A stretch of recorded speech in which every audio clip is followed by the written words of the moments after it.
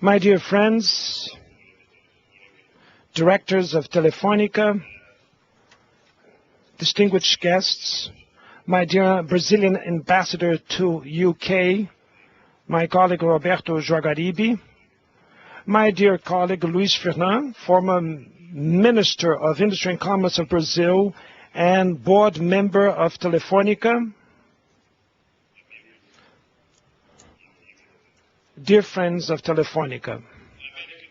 South America is going through an historical phase which is highly promising and never happened before for decades. In this very favorable juncture, we have broad perspectives to move forward economic development process with social fairness and well-being.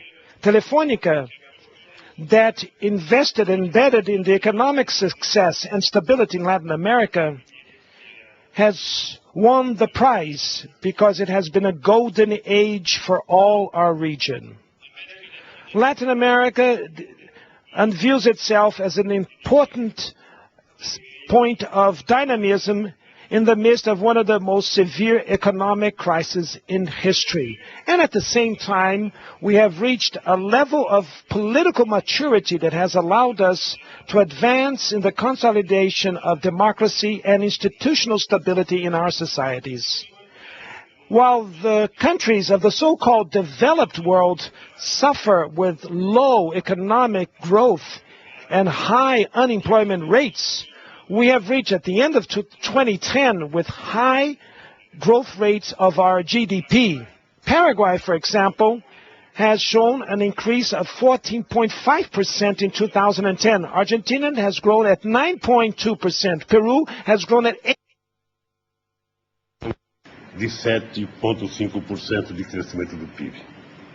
O processo é mais amplo, pois os países emergentes, incluindo os da América do Sul, registram desempenho econômico bem superior aos países desenvolvidos, conforme mostra o último relatório de perspectivas econômicas do Fundo Monetário Internacional. A economia mundial deverá crescer 4,4% em 2011. Para os Estados Unidos, a previsão é de 3%, enquanto os países da zona do euro ficarão restritos à expansão do PIB de mais ou menos 1,5%.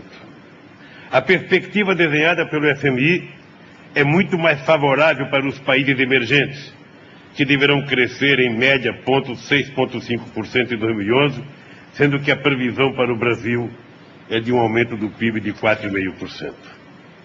A Comissão Econômica para a América Latina e Caribe, a CEPAL, prevê um crescimento de 4,5% para a região em 2011. Estima-se que esse bom desempenho seja mantido nos próximos anos.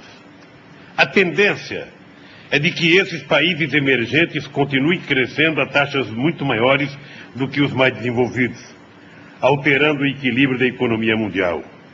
Isso exigirá mudanças no sistema de representação nos fóruns multilaterais para os emergentes, que apresentam economias mais equilibradas e com maior possibilidade de alavancar o comércio internacional. Os números do Ministério da Fazenda são mais otimistas, prevendo um crescimento do PIB de 5% este ano e de 5,9% para a média de 2011 a 2014, impulsionado pelo crescimento do mercado interno e pelas taxas de investimento. A inflação deverá ficar na faixa de 5,7% em 2011, puxada sobretudo pelo aumento dos preços das commodities, o que nos beneficia, do outro lado, com o aumento das exportações e das receitas tributárias. Em 2003, muitos analistas apostavam no fracasso do Brasil e previam que a inflação, que alcançou 12,5% em 2002, continuaria a crescer. Pusemos em prática um rigoroso processo de ajuste fiscal, com corte nas despesas públicas, duro sistema de controle monetário e conseguimos que a taxa de inflação caísse gradativamente, chegando a 3,1% em 2006. Não será diferente desta vez, pois a presidenta Dilma Rousseff já assumiu o compromisso de reduzir os gastos públicos, pois sabe que os maiores prejudicados pela inflação são os milhões de brasileiros pobres, cuja vida melhorou muito nos últimos 8 anos e não podem pagar a conta da alta dos preços internacionais. O governo brasileiro adotou as melhores práticas para conter a inflação, pois reverteu os estímulos fiscais concedidos durante a crise de 2008 e 2009, determinou o corte de 30 bilhões de dólares na despesa do governo federal e aumentou a taxa de juros básicas, tomou medidas para restringir a oferta de crédito e diminuir o consumo. A solidez macroeconômica também fica evidente pelo aumento das reservas em moeda estrangeira, que atingiram um recorde de 300 bilhões de dólares e certamente continuará crescendo. A dívida líquida do setor público, que chegou a 60,6% do PIB em 2002, caiu para 40,4% em 2010 e deverá alcançar 37,8% no final de 2011. Certamente uma das menores dívidas públicas de todos os países do mundo. O ótimo desempenho da arrecadação de tributos no começo deste ano, graças ao consumo interno e o crescimento das exportações, permite prever que o superávit primário das contas públicas passe de 2,8% em 2010 para 3% em 2011, segundo o Ministério da Fazenda. O governo está atento ao aumento dos preços das commodities no mercado internacional, incluindo os alimentos, o petróleo e os minerais. Mas, de outro lado, o Brasil está bem protegido, pois não depende de petróleo importado, produz etanol suficiente para garantir o consumo interno crescente. Além disso, se beneficia da alta das commodities, pois é um grande exportador e tem um poderoso mercado interno, capaz de garantir demanda e absorver choques externos. O governo brasileiro sabe que a força da economia está no mercado interno, especialmente no momento de crise econômica dos países desenvolvidos, mas adota medidas para aumentar a competitividade de nossas exportações. Nos Estados Unidos e União Europeia, as empresas cortam investimentos, a população freia o consumo e o desemprego está em alta. A realidade é completamente diferente na América Latina e especialmente no Brasil. A política de fortalecimento dos salários e os mecanismos de distribuição de renda garantiram a força do mercado interno brasileiro, mesmo nos piores momentos da crise internacional. Em 2009, quando o produto interno bruto brasileiro caiu 0,6%, a demanda interna aumentou 0,2%, o consumo familiar cresceu 4,2% e foram criados 1.800.000 empregos formais no Brasil. No ano passado, a demanda interna subiu 10,3% e foi fundamental para garantir o aumento de 7,5% no crescimento da economia. Desde 2006, a demanda doméstica cresce acima do PIB. Conseguimos um ciclo virtuoso de crescimento sustentável, pois foram criados 15 milhões de empregos formais entre 2003 e 2003. E no final do ano, nós tivemos o menor desemprego da história do Brasil, no mês de dezembro. Of Brazil, reaching 5.3% of unemployment rate, which is a standard that I question that the Brazilian people could never imagine that we would reach. This was a European standard that we now managed to reach, while Brazil is below 6%. Very well. These jobs that were created and making the wheel of the economy advancing more quickly. In the first months of this year, 2 months of this year, we created 433,000 formal jobs, which allowed us to project another year of a record in terms of creating new jobs. The income redistribution programs were also very important so that the Brazilian economy would not suffer as much as it could have suffered with international crisis. The Bolsa Família, the family stipend program, is the largest and most ambitious mechanism of income transfer in the history of Brazil. It was created in 2004 to fight hunger hunger and poverty and to promote the emancipation of the poorest families in the country. At the end of last year, the program benefited 13 million Brazilian families, 42 million people, or 22% of the Brazilian population that today reaches 191 million people. And so the appreciation policy of the minimum salary practiced in Brazil since 2003 has guaranteed an actual increase above inflation of 57.3% between 2002 and 2010 of this minimum wage. Was another great stimulus for strengthening the domestic market. The program Electricity for All, launched in November 2003, has benefited 13 million people that receive electricity in their households. And so, as soon as the electricity has arrived, they tried to link themselves to the rest of the world, although they were very humble houses.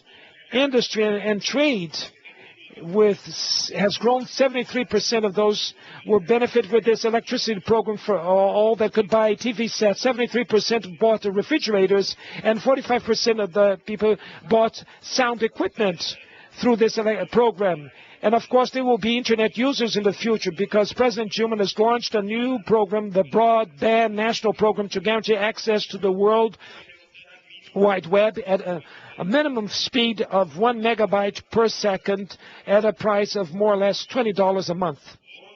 Another growth factor of the economy and of our domestic market was the expansion of the credit line, especially to finance consumption on the part of the poorest bracket of the population. At the end of 2010, the volume of credit free and discretionary has reached $638 billion. That is to say, 46% of the GDP, of the gross domestic product, and has grown sixfold compared to the year 2000. The loans destined to people de 2010 e aumentaram 9 vezes em relação ao saldo final de 2000, segundo o Banco Central. Aqui eu queria dizer uma coisa aos amigos. Here, when I reached the presidency of Brazil, all Brazil had only 380 billion reais for credit line, which was equivalent in those days of $200 billion for credit lines. And I said to my colleagues that I couldn't imagine that Brazil, if Brazil wanted to continue to be a country of a capitalist economy without capital, without a credit line, there's no kind of capitalism that could survive without credits, without financing. And we adopted a policy to expand the credit line.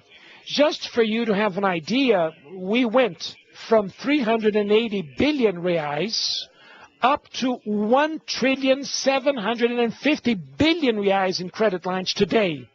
We created the credit line that we call lending against the paycheck, which is discounted from the payroll for the workers. We created other loans. Today in Brazil, we finance even those co-ops of trash pickers in the streets of the great capitals.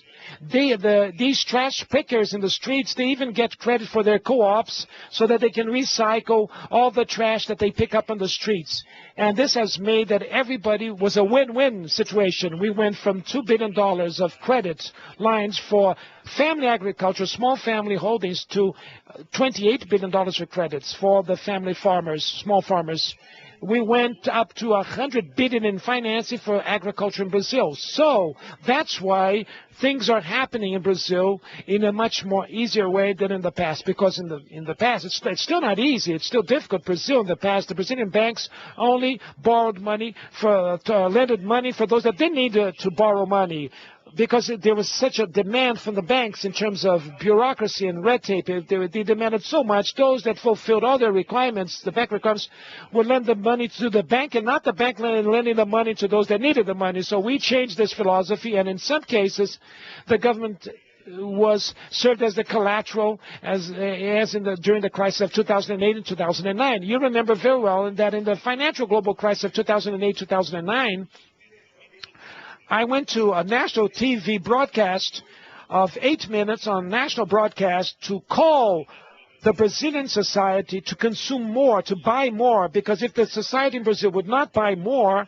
during the financial crisis, retail business would not sell, the industry, the manufacturing industry would not manufacture anymore, and then we would suffer more with the crisis. So this national address to the nation brought excellent results, and a lot of people in Brazil, especially from the poorest brackets of the population, they were not afraid to go and shop and buy, and now they're very comfortable because they're working, they have their jobs, and paying back all what they purchased. Different from European countries where there was a great containment of consumption. I remember that I was talking with the Bank of Brazil, state-owned bank, to finance used cars because the automobile industry was suffering. The parent companies and the headquarters of the automobile industry was in crisis, and the credit lines disappeared. And I called the Bank of Brazil, which is a state-owned bank. I want the Bank of Brazil to finance the purchase of used cars. And the Bank of Brazil said, we don't have the expertise to finance used cars. And then I said, how long would it take for you to develop this expertise to finance a used car? They said, well, they will take us a year. I said, no, we can't wait for a year. So let's buy expertise. So we bought 50% of stakes of the Votorantim Bank that had a great portfolio of used cars. And we released the compulsory deposits of the bank so that they could tap money to a portfolio of smaller banks. And Bank of Brazil and the Federal Savings Bank bought many portfolios. And then in 3 months, we managed to end the financial crisis in our country. In terms of credit crunch, I try to talk to some European leaders to do the same thing as we did in Brazil, but many of them, they didn't have that kind of leadership, and many of them were not prepared to work when the market was not successful. They were not prepared for such a crisis.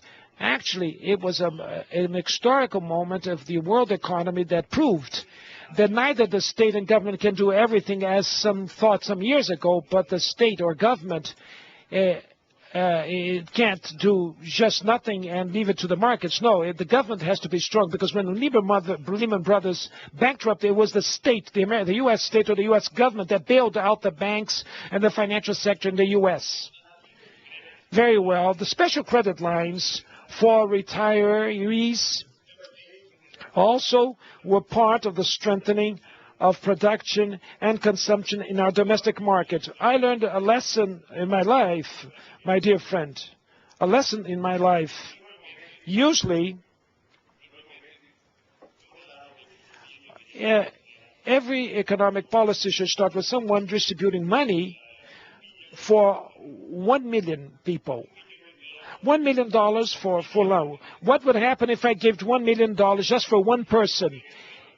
For Lula, my former minister, for example, he would go to a bank, put it in a bank account, and he would live on the interest rates that would be paid by the bank on that $1 million loan. But if I get that $1 million and give a little bit for 1,000 people, that money will be transformed in retail, in purchases, in clothes, shoes, food purchases. That's what happened in Brazil. The moment that we put money in the hands of the poorest brackets of the population, these people that were not accustomed to buy and shop, they bought and shopped.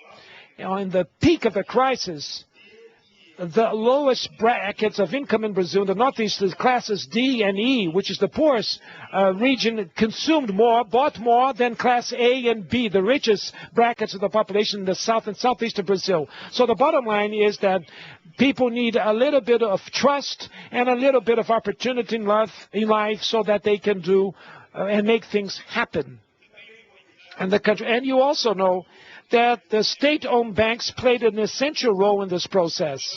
The Bank of Brazil, the credit operations has grown from $77 billion in December of 2007, went up to $192 billion in December of 2010, with an increase of 150% in credit lines. In the case of the Federal Savings Bank, the Federal Savings Bank is a state-owned bank that is specialized for credits for housing projects and basic sanitation projects. In the case of the Federal Savings Bank, the credit volume went up from $29 billion in 2007 up to $100 billion at the end of 2010, with an expansion of 249% according to the balance sheet of the bank.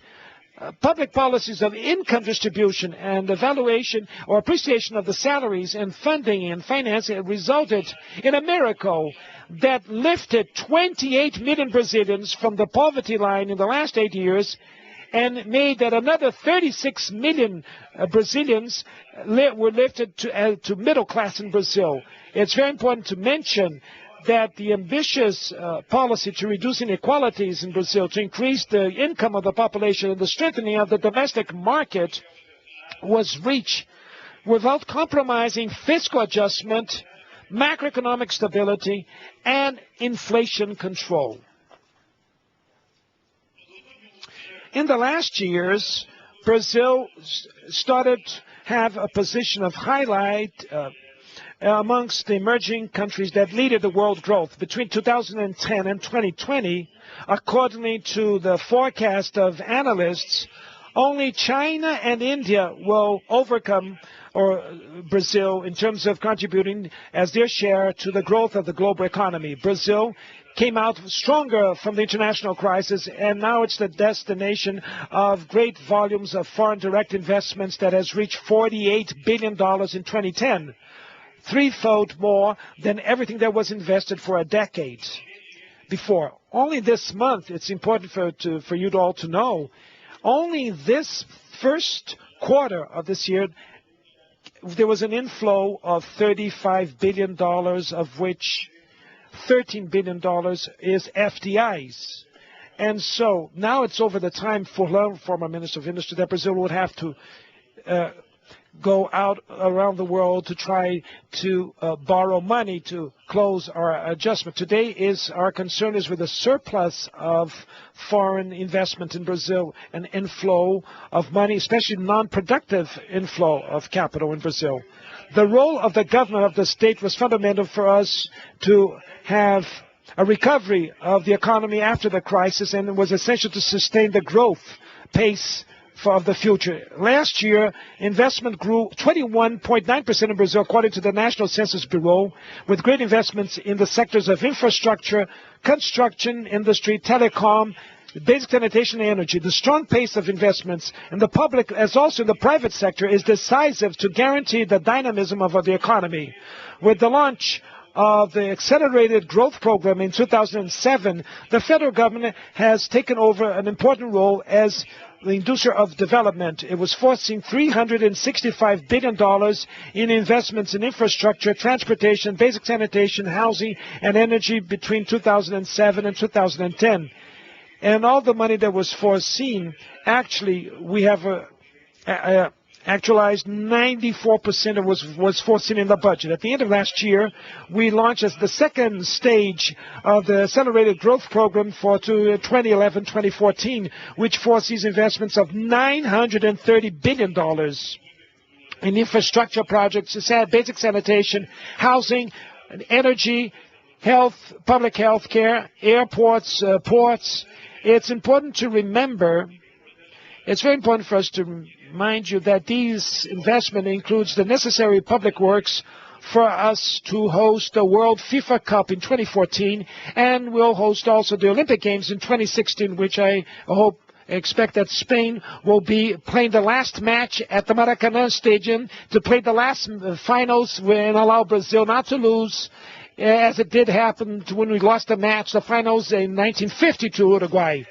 And so, one of the driving forces of the Accelerated Growth Program is to build more than 2 million house units, which is the welfare program of low-income housing programs, My House, My Life. Those that in Telefonica know that in Brazil we launched a pilot project of 1 million houses that will be built, and we contracted till December 29th of last year 1 million house units that will be built, and President Dilma now has a commitment to conclude another 2 million houses for low-income brackets so that we can end with the housing deficit in Brazil.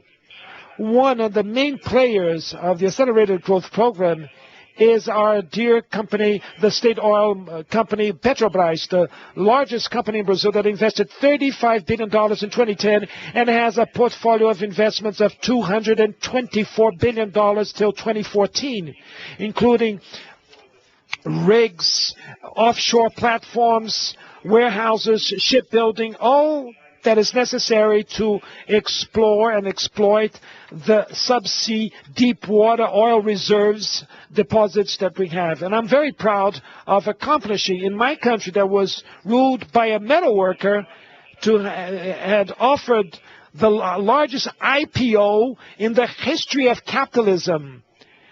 This is very important for the board members at Telefonica.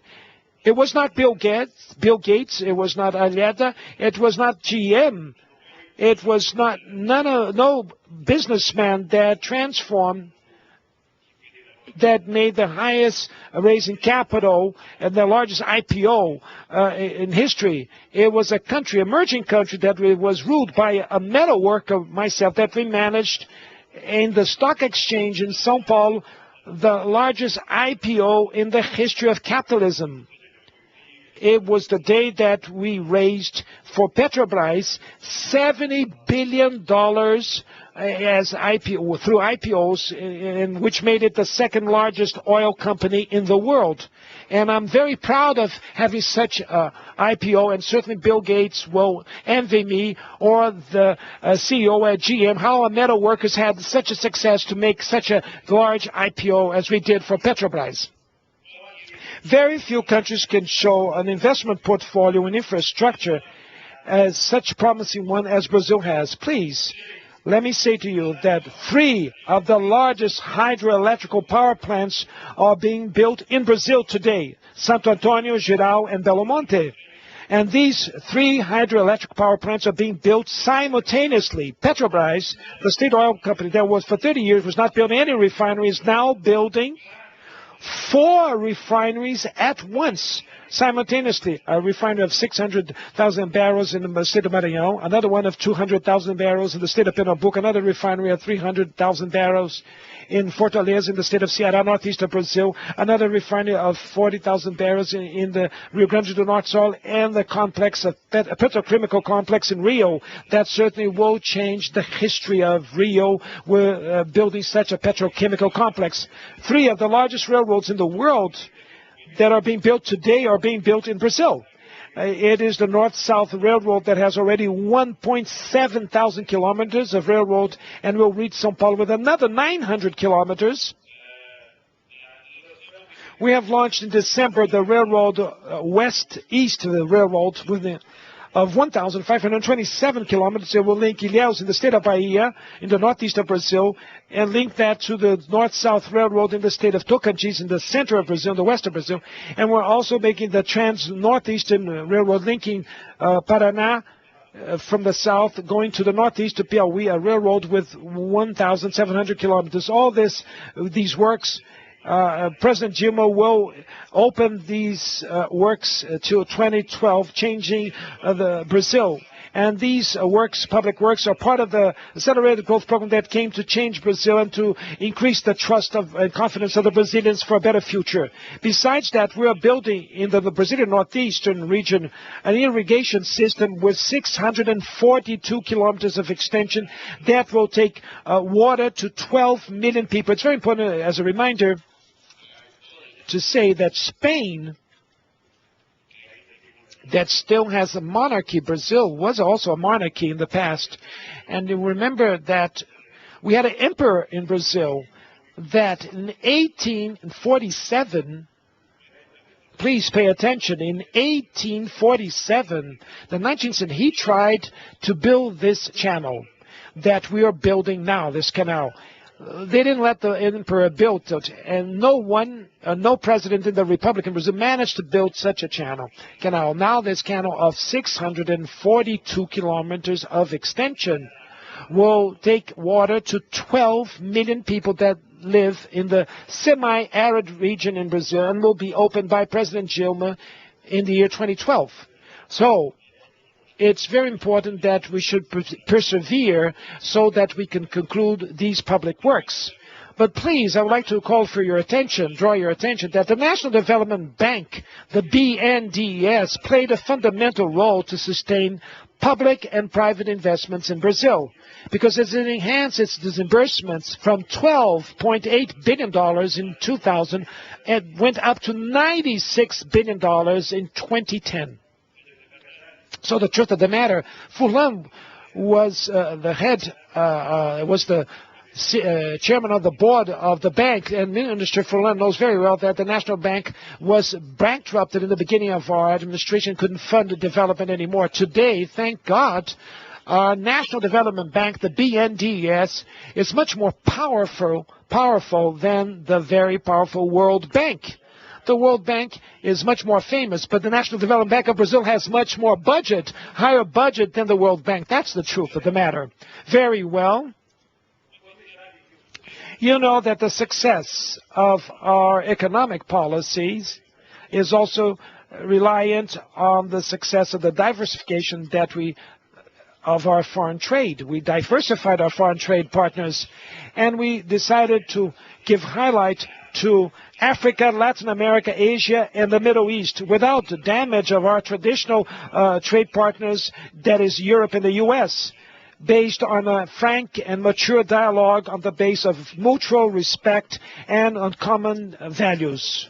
Everybody knows that it was not easy. The Brazilians that are here in this room know how much I suffered when I started to travel to Africa.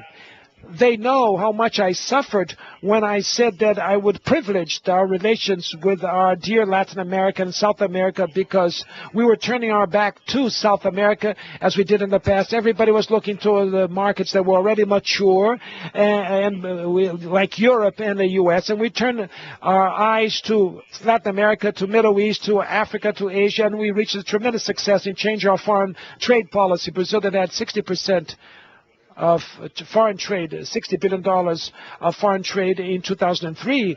That was the volume of our foreign trade, $60 billion in 2003. And we reached, last year, after a financial global crisis, we reached $198 billion in our foreign trade balance, with extraordinary possibilities to continue to grow. Let me give you some figures now. I know it's boring to give you figures. Everybody knows a lot about economics. But anyway, I'd like to mention these figures. The Brazilian exports to African countries went from $1.3 billion in 2000 to up to $9.3 billion in 2010, with an increase of 585%.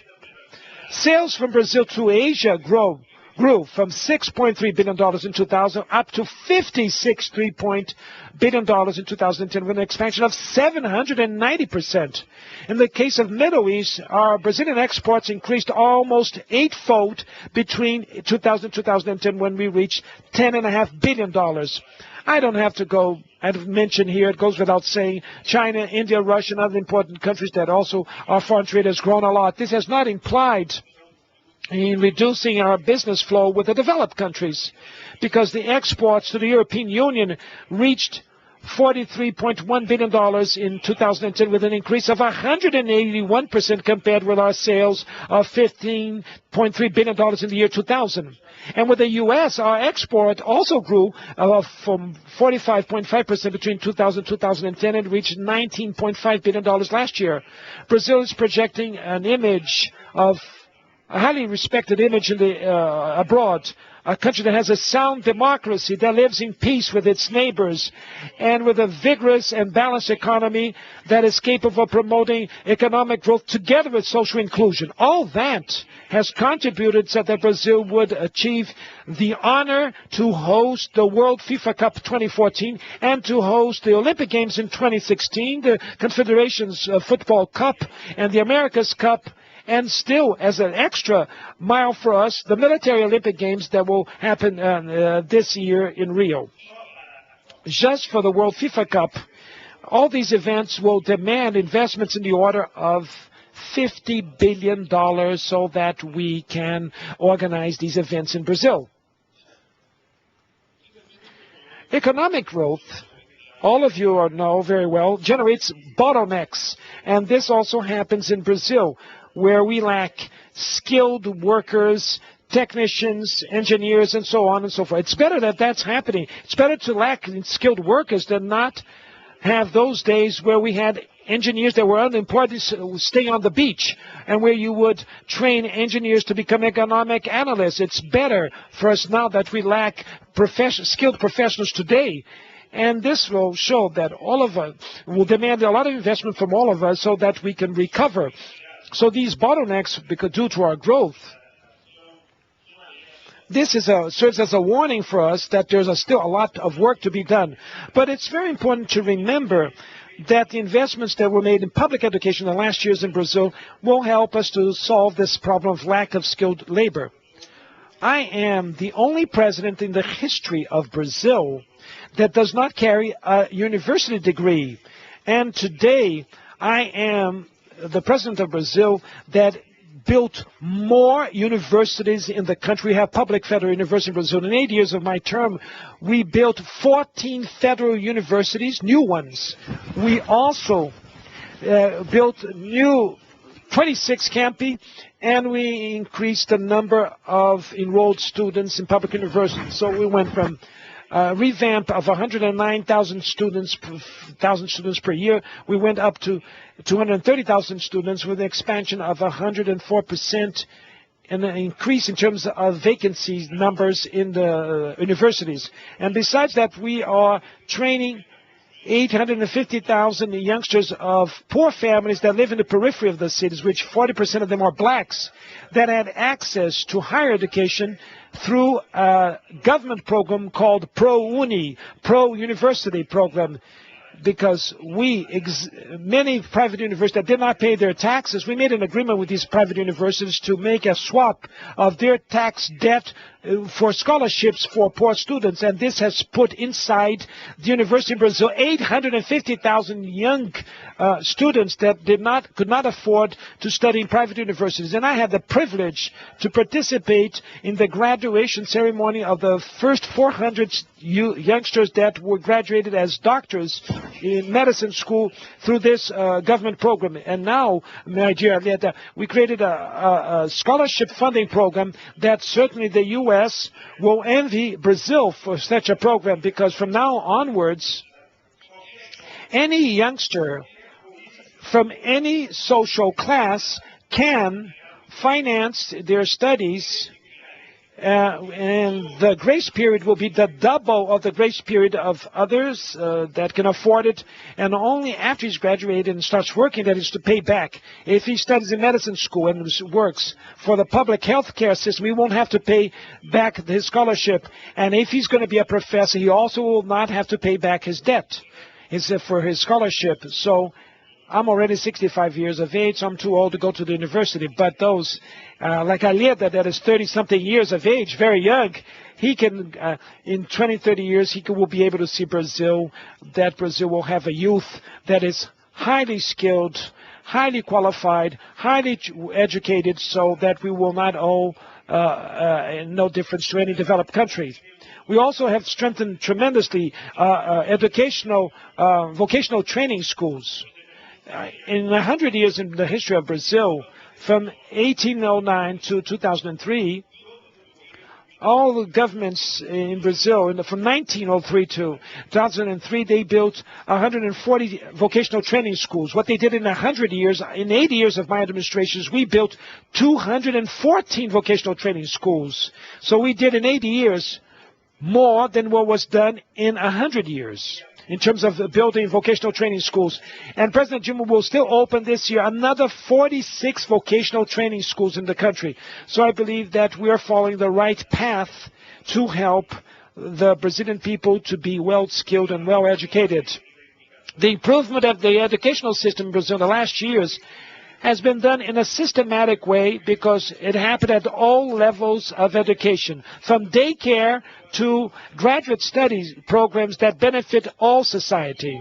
Good education, besides creating good job opportunities and contributing to the progress of the country, will create social mobility, an expectation of a better future for all the people, and especially for our nation. Working to guarantee the same level of quality of education for all the country in Brazil, with the objective to reduce the regional inequalities. And so we installed computers linked to the World Wide Web with broadband connection. Telefonica participated in this program in 54,000 public schools, and we want to reach all public schools in the countryside and in the cities. 18,000 of these public schools are installed, these computers, in the northeastern region of Brazil, which is the poorest region in Brazil. Education was placed as the strategic priority for the development of Brazil, seeking excellency standards of the developed countries. Public and direct investment in education went from 3.9% of the GDP in 2000 to 5% of the GDP in 2009. And President Dilma has taken the commitment to enhance investment in education progressively till it will reach 7% of our GDP. In her government program, till the year 2014, it will reach 7% of the GDP will be invested in education. Brazil. Also, we can highlight in Brazil our policies to fight climate change. We have taken a commitment in a voluntary fashion at the Copenhagen meeting at the end of 2009, commitments to reduce the greenhouse gas emissions effect in 36.1% to 38.9% till the year 2020. And we have passed a bill in the National Congress regulating this. So this is not an issue of a speech or a discourse. Now it's a law in the country. It's a bill. It's obligation. And Brazil has to comply and enforce such a bill. And the industrialized countries, China and the U.S., I hope that they will follow Brazil's steps. But because it seems that there's a lot of people that make speeches concerned with the environment, but in practice, in deeds, not in words, is that they don't change their climate change policy. Brazil serves as a reference to confront the environmental challenges of the 21st century because Brazil is responsible. Please pay attention. I would like to draw your attention. Brazil is responsible for 74% of the conservation units that were created in the world since 2003. The Environmental Conservation Unit was enhanced in 25 million hectares of land, and we reached recently the lowest level of deforestation in the last 22 years. It's very important to remind that Brazil has 12% of drinking water reserves in the world, and Latin America has 30% of the world water reserves. And more, this will be transformed in immeasurable value for the countries. We also affirmed our position as a clean energy country because our sources went up from 86% of the energy matrix in 2003 to 89.8% at the end of 2009. Energy that is generated by hydroelectrical power plants went up from 74% to 77% between 2003 and 2009. Brazil also has great highlights in the sector of agri-energy. Ethanol, our ethanol, which was more competitive, now it has environmental collateral thanks to the agri-ecological zoning and mapping, besides social and labor guarantees that was obtained by a national commitment with the business sector and the labor sector. In Brazil, we use a great percentage of biodiesel. Production is growing in Brazil, and we all have flex fuel engines. To finalize, I would like to stress the growing investment opportunities in South America, a region that is moving forward very quickly to integrate its transportation infrastructures, telecom, and energy infrastructures. Sometimes I'm annoyed by the fact that Brazil had a stronger linkage with Uruguay and with Argentina. With Paraguay, we have one bridge, and for more than 10 years, we're trying to build a second bridge, and which has many obstacles. But the first bridge that was built between Brazil and Bolivia was done during my administration. The very first bridge between Brazil and Peru was built in my administration. That is to say, I can't imagine that Brazil doesn't perceive the importance of South America. So Brazil has tried to strengthen this process, the integration process, through the presence of its companies making investments with financing, project finance from the National Development Bank of Brazil. It cannot bypass its obligations to strengthen its economic, cultural, and political ties with South America because we have border lines with 10 of the 12 states of the region. It is a continuous and consistent process that we see in the South American integration. The most recent initiative was the creation of the South American Union of Nations, which is the main objective for cooperation and political coordination. So South America and UNASUR is an essential part of the solution for the economic crisis of the last decades, a crisis that we did not have the blame for and was born in the core of world capitalism. Without the developing countries, it will not be possible to open a new expansion cycle that will combine growth, fight hunger and poverty, reduce social inequalities, and have environmental conservation. In the moment that we are building a multipolar world, South America can and should reassert its presence in the international scenario and renovate trust in itself and the capacity of its people to build a common destiny of development, social fairness, democracy, and peace.